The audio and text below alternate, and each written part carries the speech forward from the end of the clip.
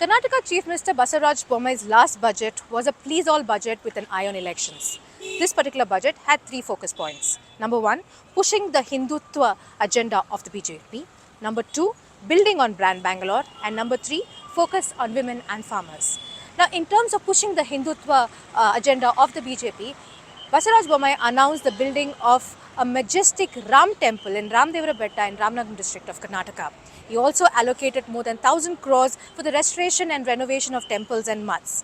What is also interesting is how he has allocated funds of more than 1,000 crores to build Brand Bangalore. Now he is also talking about aligning along with several other agencies to ensure that the floods that affected Bangalore do not affect Bangalore the way it did with the failing infrastructure that it created post that.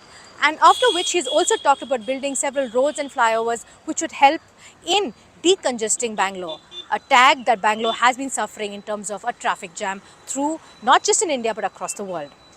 Third most important point is also appeasing the farmers. He also talked about allocating more than 25,000 crores in terms of funds, in terms of loans to be given to farmers, from which more than 50 lakh farmers across Karnataka would be benefited. He also had an eye on women and gave a lot of schemes, especially the ones in terms of building she toilets and also schemes related to safety on women as well.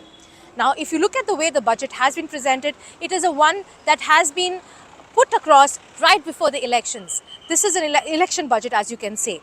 But more importantly, the people who have been watching the budget presentation and analyzing it, I'm talking about political analysts, they feel that this budget is just an eyewash because there was nothing that actually described what the BJP government that was led by Basavaraj Bommai has done in the last 4 years. There's also a very interesting development that took place within the assembly, and this is with the opposition Congress. Congress leaders landed up at the assembly just before Basavaraj Bommai presented his budget with flowers in their hair. And in Kannada, they say kivi mele hua, and this they meant was flower in the ear. Now, flower in the ear means that it is a phrase that is used to say that people are being made a fool of by the BJP. And this was a way of theatrics, you may say. This is a way of sending a message, as you may say, that the opposition wanted to say that the BJP government has not governed correctly, and the budget that is being presented also is an absolute farce.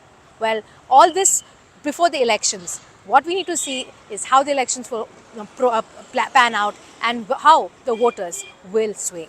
Tony Swami in Bengaluru for CNN News 18.